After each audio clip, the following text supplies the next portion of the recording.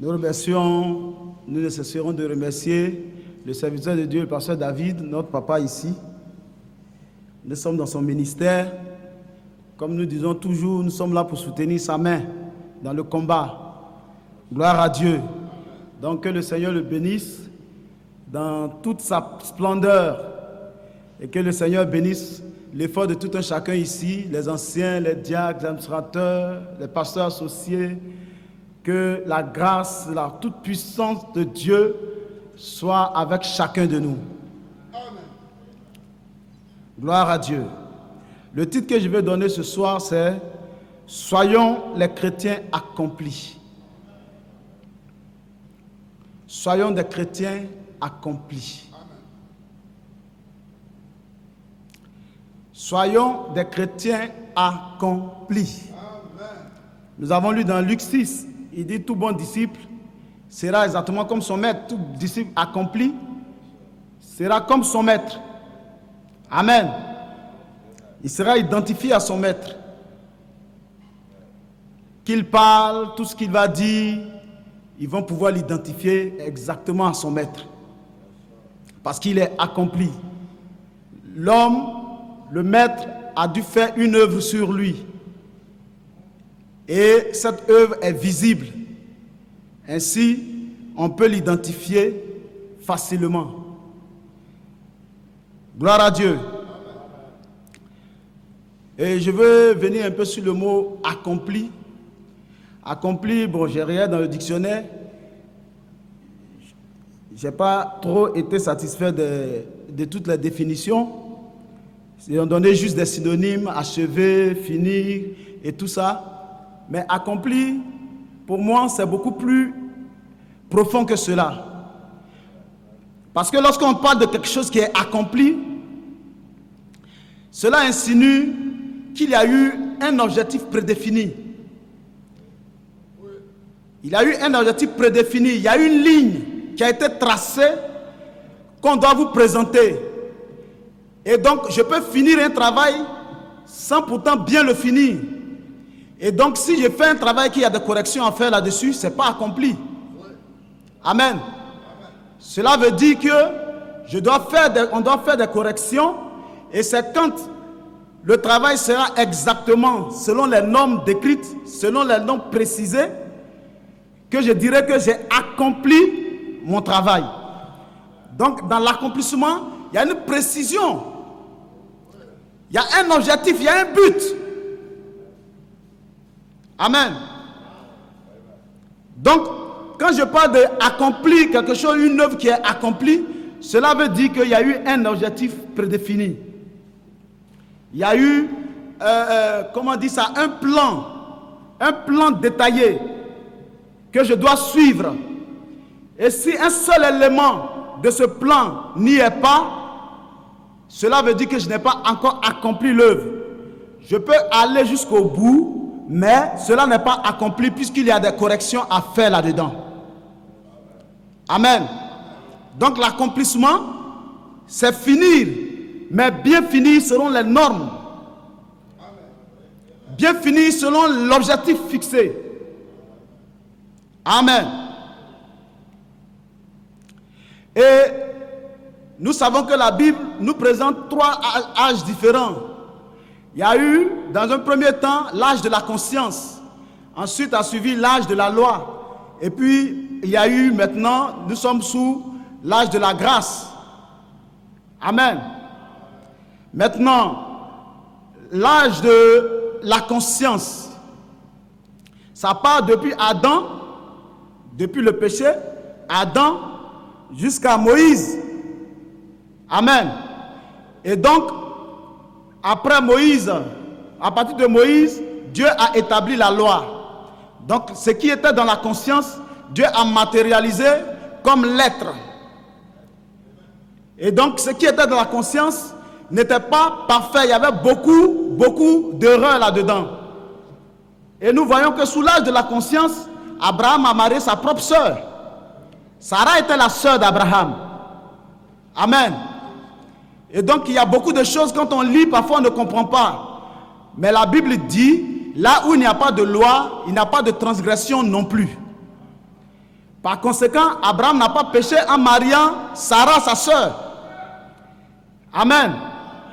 Et donc, pour que l'âge de la conscience puisse finir, il fallait que Dieu lui-même puisse établir de nouvelles règles, une nouvelle alliance sur laquelle devait appuyer le peuple qui s'était doté à travers Abraham. C'est pour ça que quand les gens viennent et que parfois ils vous donnent des exemples, ils vont prendre des exemples dans la Bible en passant par Adam et tout, il faut pouvoir situer les choses pour ne pas se tromper. Quand quelqu'un dit Abraham a eu plusieurs femmes, donc je peux prendre plusieurs femmes, mais Abraham a marié sa soeur, va marier ta soeur d'abord. Va marier ta soeur. Il ne faut pas choisir ce qui t'arrange là-bas pour ramener dans l'âge de la grâce, et puis ce qui ne t'arrange pas, tu laisses là-bas. Amen. Et donc si tu veux faire comme Abraham, si Abraham est ton modèle, alors marie ta soeur. Amen.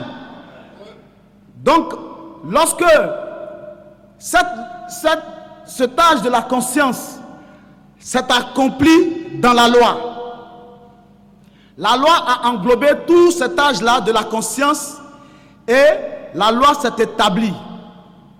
Donc, quand Moïse est venu, Moïse a dit, tu n'as plus le droit de voir la nudité de ta sœur, c'est de l'inceste. Alors, la conscience maintenant est obligée de s'allier sur la loi. Donc la loi est née maintenant et donc la loi a accompli ce que la conscience a commencé. La loi est venue parfaire un peu plus l'âge de la conscience. De telle sorte que certaines choses qui se faisaient dans l'âge de la conscience sont devenues des dérives maintenant au temps de la loi. Amen. Donc, quand cette loi s'est établie maintenant, elle aussi n'était pas parfaite. Amen.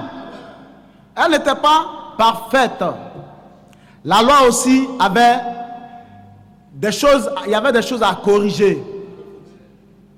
Amen. Nous voyons que dans la loi, il y a même la vengeance. La vengeance même se trouve dans la loi. Quand on te dit œil pour œil, dent pour dent, c'est une vengeance. Vous voyez?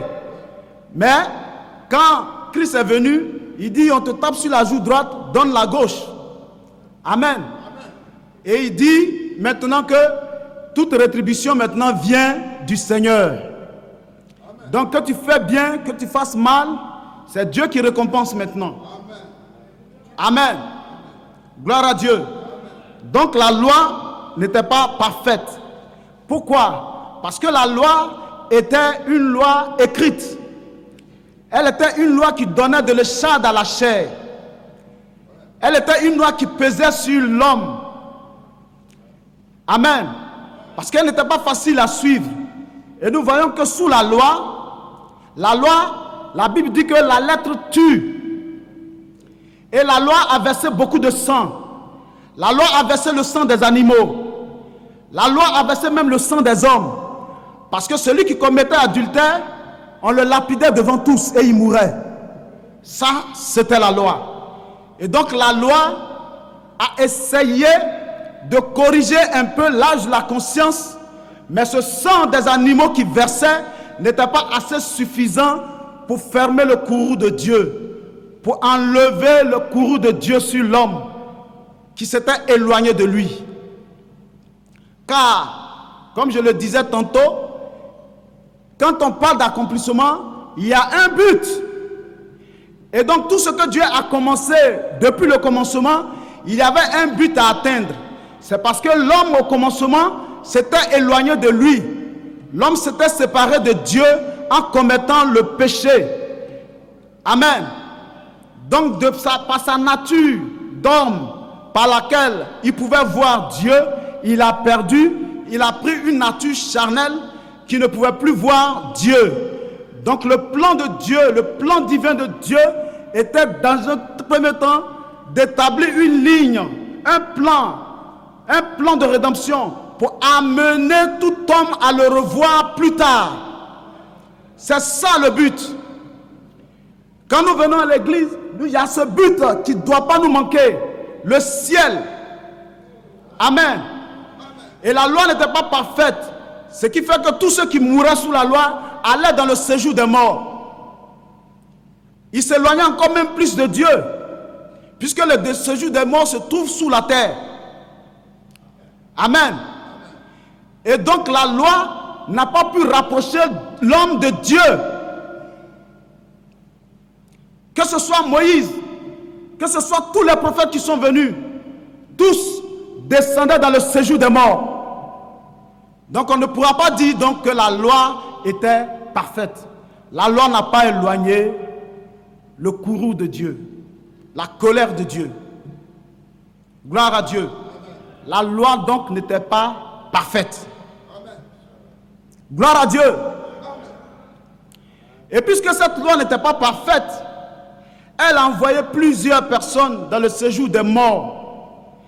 Dieu, maintenant, a prévu un plan de rédemption, un bon plan qui pouvait ramener l'homme à lui. Gloire à Dieu. Gloire à Dieu. Donc le plan qui devait venir, qui devait s'accomplir, devait être le plan parfait qui allait ramener l'homme à Dieu, qui allait faire que l'homme pouvait retrouver sa nature d'homme. Parce que nous qui devions être la postérité de l'homme, nous sommes devenus la postérité d'Adam. Amen. Et donc, il faut maintenant que de la postérité d'Adam, nous puissions revenir à la postérité de l'homme. Parce que l'homme voyait Dieu, mais Adam a caché sa face même quand il voyait Dieu. Il devait voir Dieu, mais il a caché sa face, il ne pouvait plus voir Dieu. Et quelque part dans Deutéronome, il a dit que personne ne peut voir Dieu et vivre. Amen. Donc, cette loi qui est venue ne pouvait pas être parfaite. Si elle était parfaite, elle aurait permis aux Juifs de reconnaître Dieu. Elle aurait permis aux Juifs de reconnaître Jésus quand il était au milieu d'eux. Puisque lui-même dit, ce que vous me reprochez là, c'est votre loi même qui dit cela de moi. Mais la lettre tue. La lettre tue.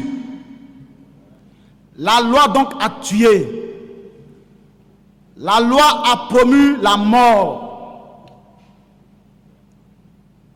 C'est pour ça que la loi inspirait la crainte. Gloire à Dieu. Et donc Dieu, par sa grâce maintenant, prévoit maintenant que l'homme, ou du moins la loi, soit accomplie quelque part. Et donc, la Bible dit qu'il a envoyé son Fils unique. Son Fils unique, le premier-né de la création de Dieu. Il est le seul qui est né selon le bon plan de Dieu. Non pas le sexe, parce que c'était cela le plan de Dieu. C'est de cette façon que Dieu devait envoyer sa progéniture sur la terre, sa postérité sur la terre. Et cette postérité a été changée en une postérité animale, à une postérité charnelle. Et donc Dieu fait venir son Fils unique, Jésus-Christ. Gloire à Dieu. Gloire à Dieu. Et quand il vient sur la terre, il connaît le plan de Dieu. Il y avait quelque chose qui devait aboutir maintenant. Puisque les enfants de Dieu, quand ils mouraient, s'éloignaient de Dieu en allant dans le séjour des morts, lui n'a pas prêché ni le paradis qui est terrestre, mais elle a prêché le royaume des cieux. Oui, messieurs, pour nous rapprocher de Dieu.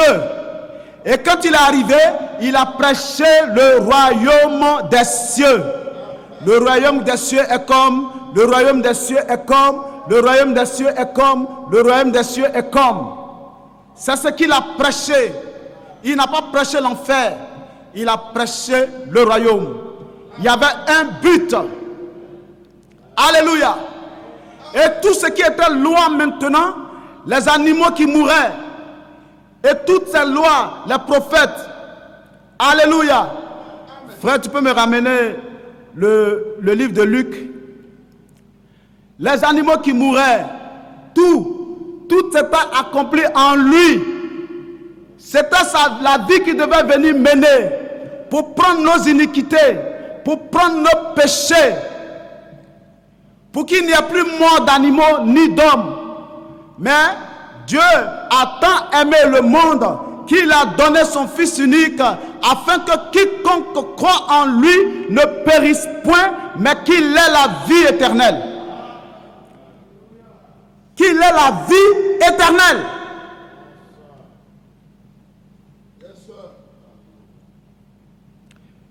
Fais monter au verset. Oui. Et c'est Jésus lui-même qui parle. Plutôt, j'ai dit Luc 24. Et dans Luc 24, Jésus maintenant explique, la Bible dit qu'il leur ouvrit l'esprit. Il leur a dit toute la loi de Moïse que vous avez vue, tout ce qui est écrit dans les psaumes. Alléluia. Tout ce qui est écrit dans les psaumes, il s'agissait de ma vie. Vous avez regardé, vous n'avez pas vu parce que vous étiez sous la loi. Sous la loi, vous n'avez pas l'esprit du discernement. Vous n'avez pas l'esprit pour comprendre. Mais je suis venu vous donner une nouvelle dispensation, une nouvelle alliance qui va vous ouvrir les yeux, qui va vous ouvrir l'esprit afin que vous puissiez comprendre le plan de Dieu et que vous changez de vie, que vous changez votre façon de voir, que vous changez votre façon de marcher. Amen. Fais monter. Fais monter s'il te plaît. Verset 40. Hop.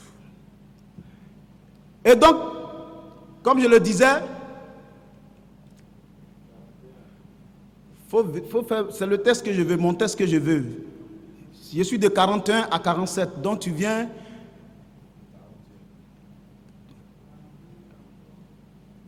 Va à 44. Puis il a dit, c'est là ce que je vous disais lorsque j'étais encore avec vous, qu'il fallait que j'accomplisse tout ce qui est écrit de moi, c'est-à-dire toute la loi. Donc ce que la loi a dit, lui il est venu accomplir. Le plan que la loi a tracé, lui il s'est jeté là-dedans pour bâtir la loi. Parce que cette loi que Dieu a donnée s'est faite chair, afin que cette loi qui était écrite devienne parole parlée au travers du Christ. Et donc cette loi écrite est devenue parole parlée. Christ lui-même.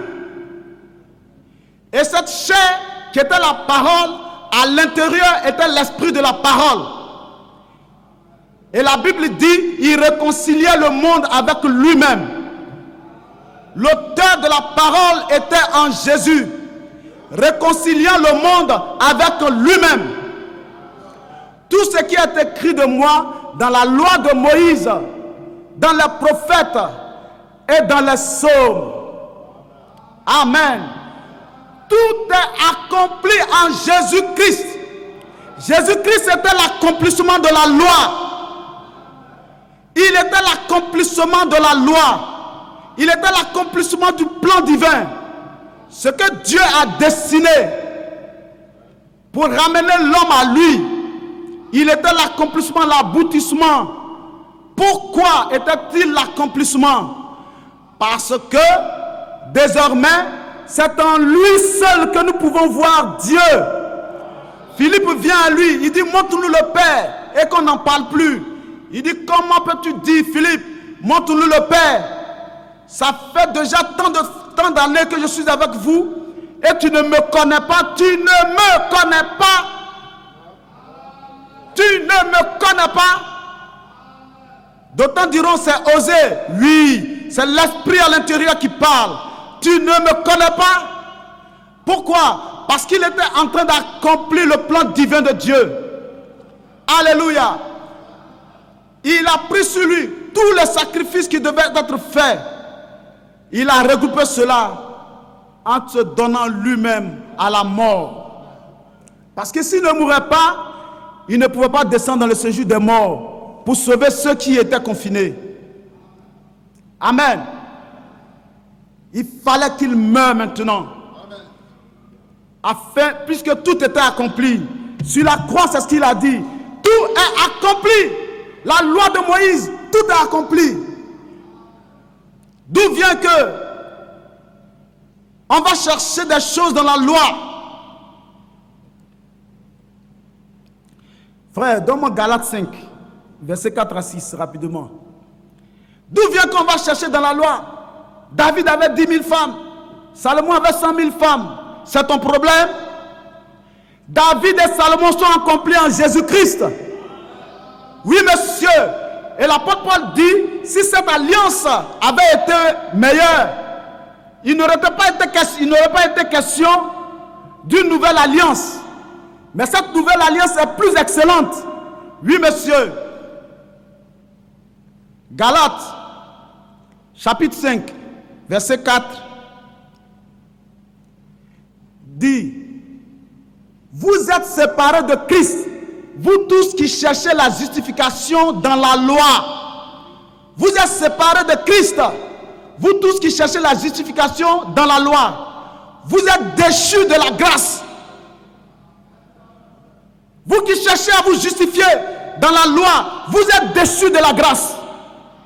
Parce que Christ est venu mourir, il nous a apporté la grâce de Dieu.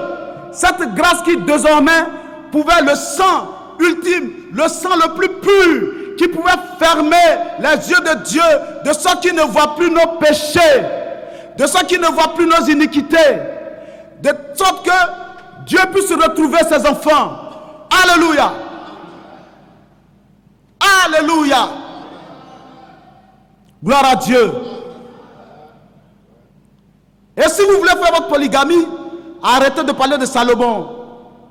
Je suis sous une nouvelle dispensation, une nouvelle alliance. À moins que tu viennes me prouver qu'un seul de ses disciples a eu 2 femmes au moins. Viens me le prouver. Là, je serai avec toi. La Bible dit que tout l'édifice est bâti sur le fondement des apôtres, Jésus-Christ lui-même étant la pierre angulaire. Jésus-Christ lui-même étant la pierre angulaire. Oui, monsieur, ce que les apôtres n'ont pas fait, je ne fais pas. Et Malachie, quand il vient, le prophète de Malachie 4, quand il vient pour ramener le cœur, nos cœurs, vers les apôtres, et nulle part ailleurs. Il vient ramener nos cœurs à l'origine. Gloire à Dieu. Il ne dépasse pas les limites. Il ne va pas dans la loi. Il ne ramène pas nos cœurs à Moïse. Il ne ramène pas nos cœurs à Salomon. Il ne ramène pas nos cœurs à Noé. Il ne ramène pas nos cœurs même à Adam. Il ramène nos cœurs aux apôtres. Nous sommes sur le fondement des apôtres. Jésus-Christ étant la pierre angulaire. Et quand l'apôtre Paul est arrivé et qu'il a vu que déjà la société était truffée de polygames, fallait-il séparer les gens qui étaient déjà polygames qui venaient à l'église? C'était déjà un problème. Il a dit, laissez-les. Cependant, si quelqu'un aspire à une charge dans l'église, qu'il soit irréprochable. Mari d'une seule femme. Qu'il soit irréprochable. Mari d'une seule femme. Oui, monsieur. Et quand les apôtres posent la question à Jésus, il les ramène, il dit, il n'en était pas au commencement. Vous ne savez pas ce qui s'est passé au commencement? Il dit, au commencement, Dieu créa l'homme et la femme. Il n'a pas dit, il a créé l'homme et ses femmes. Il a créé l'homme et la femme. Gloire à Dieu. Gloire à Dieu. Et donc, la polygamie et tout le reste, c'était les imperfections de la loi. C'était les imperfections de l'âge de la conscience. Oui, monsieur. Mais le parfait est venu. Le sang parfait est venu. Lui, quand il envoyait, il nous envoyait l'amour. Alléluia. L'accomplissement de la loi a produit l'amour de Dieu, a produit la grâce immense et infinie de Dieu qui nous a ramenés de notre position de pécheur à notre position de sainteté, qui nous a ramenés de notre position de malade à notre position de guéri, qui nous a ramenés de notre position animale à une position humaine. Il nous a ramenés, oui monsieur.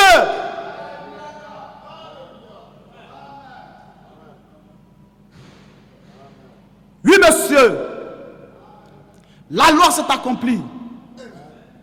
La loi est accomplie en Jésus-Christ. Gloire à Dieu. C'est pour ça que l'apôtre Paul pouvait dire dans Romains 12, il dit, ceux qui sont morts sans la loi seront jugés aussi sans la loi. Amen. Ceux qui sont morts sans la loi, ils seront jugés sans la loi. Si, comment il s'appelle, le père de la foi s'est trompé, qu'il a fait des choses, mais c'est sans la loi, c'est selon la conscience, et c'est Dieu qui le fait. Amen. Mais l'acte qu'il a posé, on a revu ça après, dans la loi, puisque les Lévites étaient censés se marier entre eux. Finalement. Amen. Pour avoir une progéniture saine. Gloire à Dieu. Et donc, nous devons être maintenant des chrétiens accomplis. Accomplis par la parole de Dieu, par la parole de Christ. Notre modèle parfait, nous ne cesserons de le dire, c'est le Seigneur Jésus-Christ. La Bible dit, il est la pierre angulaire, la pierre qu'ont rejeté ceux qui bâtissaient. La Bible dit, cette pierre est devenue la principale de l'angle. Oui, monsieur, nous n'avons plus d'autre modèle quelque part. Oui, monsieur, nous n'avons plus un autre modèle. C'est le seul modèle que nous avons. Le seul modèle. On ne cherche pas de modèle ailleurs. Nous devons être accomplis. Et l'accomplissement de cette loi nous a envoyé quoi? Parce que la Bible dit, il rendit l'esprit. Donc, comme la lettre a tué, il nous ramène quoi maintenant? La grâce nous a envoyé l'esprit. L'esprit par lequel nous crions Abba Père. Abba Père. Abba Père. Oh, alléluia. Cette grâce et l'amour de Dieu nous ont envoyé l'esprit. Si nous vivons par l'esprit, marchons selon l'esprit et nous n'accomplirons point les désirs de la chair. Le tout chrétien accompli doit avoir le Saint-Esprit. C'est pourquoi Christ, quand il est arrivé, quand il devait partir plutôt, quand il dit à ses disciples, il dit n'allez nulle part. Allez là-bas, à la chambre haute, attendez jusqu'à ce que vous ayez reçu ce que le Père vous a promis. Oui, monsieur, l'Esprit vivifie, l'Esprit donne la vie, l'Esprit rend la vie. Et donc, quand lui, il est mort, l'Esprit est venu rendre la vie à son corps. Et il est sorti du tombeau. Et de même que cet Esprit a réveillé ce corps, frère, c'est notre espérance. Même que nous partions aujourd'hui, ou quand nous savons une chose, nous avons la promesse de la résurrection, parce que nous avons le même esprit. La Bible dit, celui qui a l'esprit de Christ lui appartient. Celui qui n'a pas l'esprit de Christ ne lui appartient pas non plus. C'est un combat permanent pour un chrétien de chercher le Saint-Esprit. Sans le Saint-Esprit, tu ne peux pas être un complet accompli. Il est impossible d'être un chrétien accompli. Aujourd'hui, c'est tous ces raisonnements. Parce que nous avons mis de côté l'esprit. C'est tout cela qui fait qu'aujourd'hui, les chrétiens même ont du mal à avancer. Frères, sœurs, la quête du Saint-Esprit doit être un combat permanent pour toi. Cherchons le Saint-Esprit pour être accompli. Quiconque n'a pas l'Esprit de Christ ne peut être accompli. Tu ne peux pas être accompli de toi-même. De ta chair, tu ne peux pas. Le petit péché même qui vient te titiller là, tu tombes. Tu tombes. Comment vas-tu faire? L'apôtre Paul dit, ce combat est en moi. Je fais le bien, je refuse de faire le bien que je veux, mais je fais le mal que je ne veux pas. Pourquoi? Parce que le péché est condamné dans la chair. Donc nous ne pouvons pas prendre la chair pour mettre devant. Nous devons mettre l'esprit. Chrétien, ton combat permanent pour être accompli, recherchez le Saint-Esprit. Le Saint-Esprit ou rien.